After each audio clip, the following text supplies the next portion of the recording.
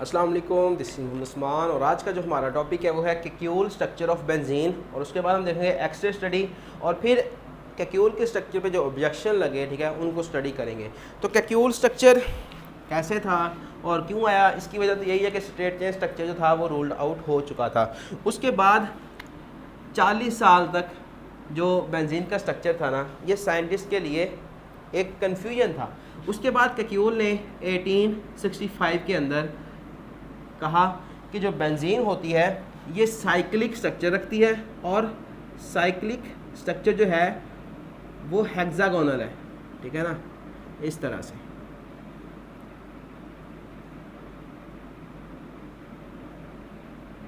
इन्होंने कहा कि बेंजीन का जो स्ट्रक्चर होता है वो साइक्लिक रेगुलर हेक्सागोनल स्ट्रक्चर है, ठीक है। तो ये स्ट्रक्चर उन्होंने दिया और इसके अंदर वो कहता है कि अल्टरनेट सिंगल डबल बॉन्ड होते हैं। तो 3 इसमें डबल बॉन्ड आपको नज़र आ रहे हैं, ये वाले, ठीक है। तो 3 ही इसमें सिंगल बॉन्ड आपको नज़र आ रहे हैं। और इस स्ट्रक्चर को उन्होंने किस तरह मनवाया कि ये स्ट्रक्चर हो सकता है, तो इसके लिए बच्चों उसको डिफरेंट क्या करने थे, इसके रिएक्शन करवा के दिखाने थे, ठीक है। तो सबसे फर्स्ट रिएक्शन उसने करवाया वो ये था कि ये आपके पास बेंजीन है, ठीक है।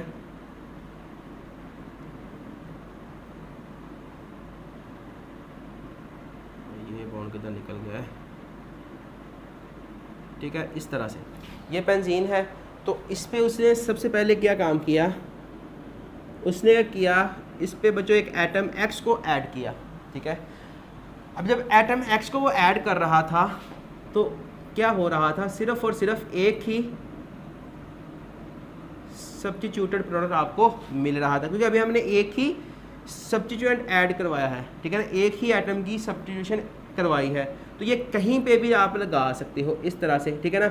अब ये जो सारा चीज़ है उसको मैंने ये बना दिया, ठीक है, और इसके अंदर ये एक सर्कल बना दिया। ये क्या होती है, आपकी बेंजीन होती है। और ये आपको क्या मिला है, मोनो सब्स्टिट्यूटेड प्रोडक्ट मिला है बेंजीन का।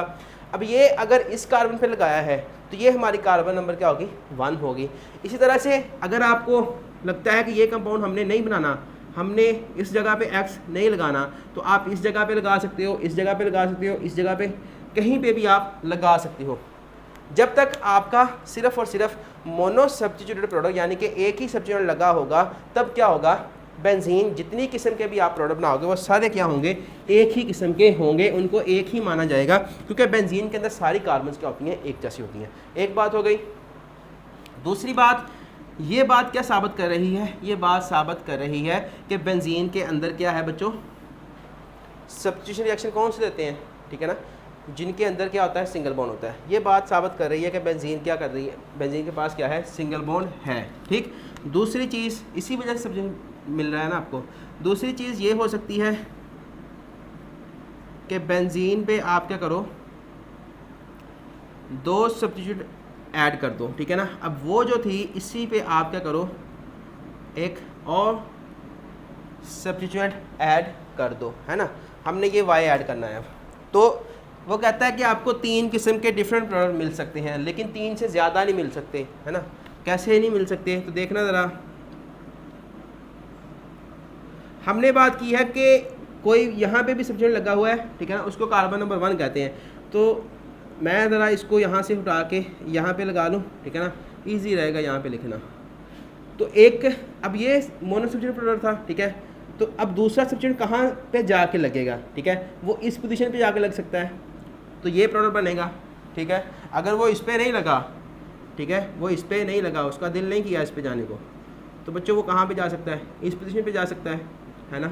ये भी पॉसिबिलिटी तो है। और एक और पॉसिबिलिटी बनती है कि वो इस जगह पे भी नहीं गया, ठीक है, वो यहाँ पे आ गया नीचे, ठीक है। तो ये 3 पॉसिबिलिटी आपके पास बन सकती है। चौथी पॉसिबिलिटी आपके पास कभी भी नहीं बनेगी कि आप सोच रहे हो कि ऐसा हो जाए कि यहाँ पे वायर लगा लूँ मैं, है ना, तो ये भी पॉसिबिलिटी तो है। लेकिन होता क्या है कि ये वाली और ये वाली पोजीशन दोनों क्या है, सेम है, बिल्कुल एक जैसी हैं। मतलब अगर ये यहाँ पे नहीं लगा, ठीक है ना, तो यहाँ पे लग जाएगा। तो जहाँ अगर ये यहाँ पे लगेगा तो हम नंबरिंग इधर को करना शुरू कर देंगे। ये 1 पोजीशन होगी हमेशा, जो सब्स्टिट्यूएंट दूसरा आएगा वो यहाँ पे लगेगा, तो ये 2 कार्बन नंबर 2 हो जाएगी। तो अब वो यहाँ पे लगा हुआ है तो कार्बन नंबर 2 ये है, ठीक है। और अगर इसकी बात करें कि यहाँ पे लगा हुआ है तो ये कार्बन नंबर 3 है इसकी रिस्पेक्ट के साथ, है ना। तो अगर ये यहाँ पे ना लगे, यहाँ पे लग जाए तो हम इधर को नंबरिंग कर देंगे, ये कार्बन नंबर 3 हो गई। तो इस तरह से 3 आपको डिफरेंट डाई सब्स्टिट्यूट प्रोडक्ट आपको मिलते हैं अगर आप क्या करते हो, मोनो सब्स्टिट्यूट बेंजीन के ऊपर एक और सब्स्टिट्यूट लगाने की कोशिश करते हो, ठीक है।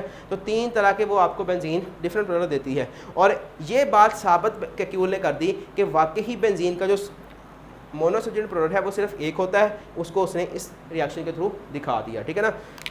तो अब जो दूसरी कंक्लूजन आ रही थी, उन्होंने लोगों ने पूछा कि भाई इसके अंदर डबल बॉन्ड तो है, उसकी भी बात करो ना थोड़ी सी। तो ये बेंजीन है, ठीक है, इसने क्या किया है, इस पर हाइड्रोजन ऐड कर दी, ठीक है। जब इसने इस पर हाइड्रोजन ऐड की, ठीक है ना, आपको पता है एक डबल बॉन्ड ख़त्म करने के लिए एक मालिक्यूल चाहिए होता है, तो 3 ख़त्म करने हैं तो 3 मालिक्यूल हाइड्रोजन के ले लेंगे। तो बेंजीन ने आम टेम्परेचर पे हमने इसको कैटलिस्ट दी, ठीक है, लेकिन इसने रिएक्शन नहीं किया। तो साथ में क्या करना पड़ा, हमें टेम्परेचर थोड़ा देना पड़ा और हमने देखा कि बेंजीन जो थी उसके डबल बॉन्ड सारे ख़त्म हो गए हैं और वो कन्वर्ट हो गई है सिंगल बॉन्ड में, और ये क्या है आपके पास साइक्लोहेक्सेन, ठीक है। तो ये चीज़ क्या साबित कर रही है कि ये जो डबल बॉन्ड थे वो असल में किस में कन्वर्ट हो गए हैं, सिंगल बॉन्ड के अंदर, ठीक है ना। इसमें हर कार्बन की वैलेंसी पूरी है, हर कार्बन के साथ 2 हाइड्रोजन जुड़े हुए हैं, ठीक है। तो अब ये चीज़ साबित कर रही थी वाकई ही कार्बन के बेंजीन के अंदर 3 डबल बॉन्ड हैं, क्योंकि 3 मालिक्यूल हाइड्रोजन के ऐड हो रहे थे। तो ये चीज़ भी साबित हो गई। अब एक और रिएक्शन इसने करवा के दिखा दिया, ठीक है ना। एडिशन रिएक्शन भी बेंजीन कर रही है अगर आप उस पर हाइड्रोजन ऐड कर रहे हो, क्योंकि डबल बॉन्ड का ख़त्म होना क्या होता है, एडिशन ही होता है ना। तो ये क्या है, निशानी है किसकी, कि इसके अंदर अनसैचुरेशन है। अगर हम यहाँ पे Cl2 को ऐड करेंगे, ठीक है, तो आपको क्या मिलता है, ये मिलेगी हर कार्बन पे। अब देखना ज़रा बच्चों, यहाँ पे हाइड्रोजन है, मैं हाइड्रोजन आपको लगा के दिखा दूँ, ठीक, ये सारे हाइड्रोजन हैं। तो ये हाइड्रोजन था पहले, ये हाइड्रोजन था पहले ही, ये हाइड्रोजन था पहले ही, ये हाइड्रोजन था पहले ही, ये हाइड्रोजन भी पहले था, ये हाइड्रोजन भी पहले था।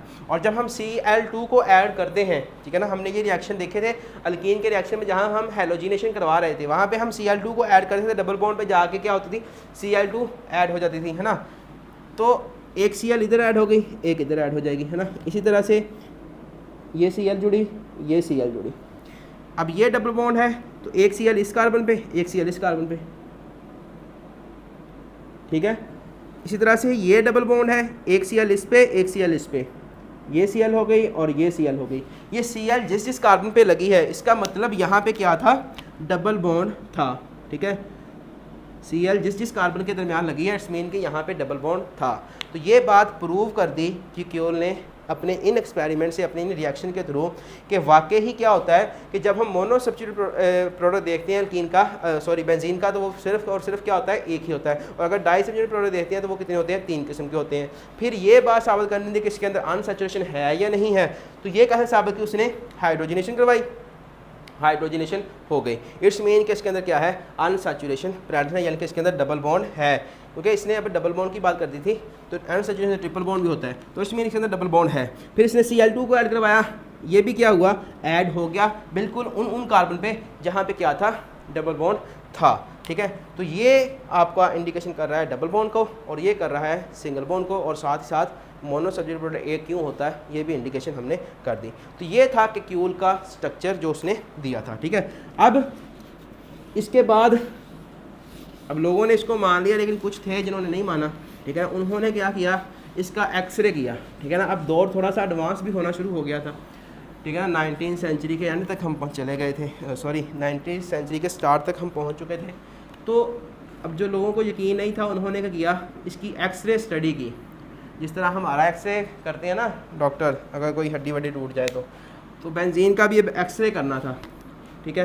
तो ये आपके पास बेंजीन है, जब उसका एक्सरे किया गया तो पता चला कि वाकई ही एक तो बेंजीन का स्ट्रक्चर साइक्लिक है, वाकई ही क्या है, बेंजीन का स्ट्रक्चर साइक्लिक ही है, वाकई ही बेंजीन का स्ट्रक्चर साइक्लिक है और प्लेनर भी है। और अगर प्लेनर है तो इट्स मीन कि इसकी हाइब्रिडाइजेशन क्या होगी, sp2, क्योंकि sp2 हाइब्रिडाइजेशन के पास जो स्ट्रक्चर होता है वो प्लेनर होता है। फिर उन्होंने ये वाला बॉन्ड एंगल नापा और वो कितना आ रहा था, 120 डिग्री, तो sp_t में 120 होता है ना।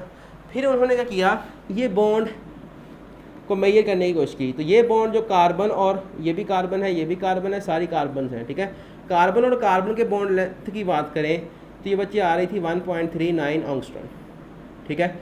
और कार्बन हाइड्रोजन के बॉन्ड की बात करें तो ये आ रही थी 1.09 एंगस्ट्रॉम, ठीक है। तो इस तरह से उन्होंने एक्सरे किया और इस बात को प्रूव कर दिया कि कैक्यूल जो कह रहा है वाकई ही सच कह रहा है कि बेंजीन का स्ट्रक्चर साइक्लिक होता है और उसमें एक इलेक्ट्रॉन की इस तरह से शीट होती है, ठीक है ना। अब ये क्या होती है ये आपको आगे वाले लेक्चर में आने में पता चल जाएगा, ठीक है। और फिर उन्होंने क्या देखा कि मेजर किया इसका एंगल, दो कार्बन और कार्बन के दरमियान का जो एंगल था वो 120 आ रहा था, जो कि साबित कर रहा था कि इसके अंदर sp2 हाइब्रिडाइजेशन है। और जब स्ट्रक्चर को देखा गया तो वाकई ही प्लेनर था, स्ट्रक्चर sp2 हाइब्रिडाइजेशन ही रखता था। और फिर कार्बन और कार्बन के दरमियान जो बॉन्ड लेंथ है उसको मेजर किया गया, तो वो क्या आई थी 1.39 एंगस्ट्रॉम, और कार्बन और हाइड्रोजन की बॉन्ड लेंथ आई 1.09 एंगस्ट्रॉम, ठीक है। ये बात साबित हुई थोड़ी सी।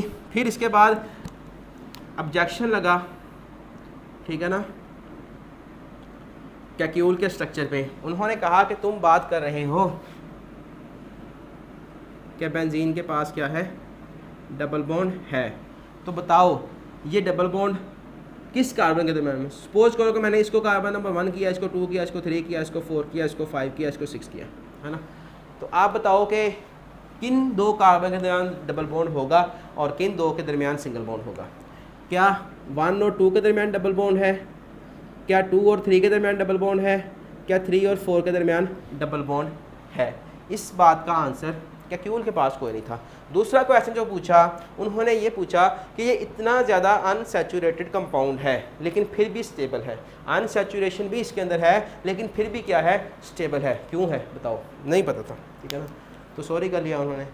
अब स्टेबल का मतलब क्या है कि जो हमारे पास अल्कीन्स हैं और अल्काइंस हैं, ठीक है ना, उनके अंदर अनसैचुरेशन है, तो इसलिए क्या करते हैं वो पंगे लेते रहते हैं, यानी कि रिएक्शन करते हैं, स्टेबल नहीं है अल्कीन खास तौर पे। तो यहाँ पे भी डबल बॉन्ड है क्योंकि अल्कीन और में डबल बॉन्ड होता है, बेंजीन में भी डबल बॉन्ड है, तो इसको भी अल्कीन की तरह से रिएक्शन करने चाहिए, एडिशन रिएक्शन मोस्टली। लेकिन ये जो मोस्टली रिएक्शन करती है वो क्या होते हैं, इसके सब्स्टिट्यूशन रिएक्शन होते हैं, ठीक है ना। तो इसकी वजह पूछी गई तो कैक्यूल के पास इसका आंसर नहीं था। तो इसकी वजह का, इसकी जो वजह थी या इसका जो आंसर होगा वो हम आने वाले टॉपिक के अंदर देखेंगे, ठीक है।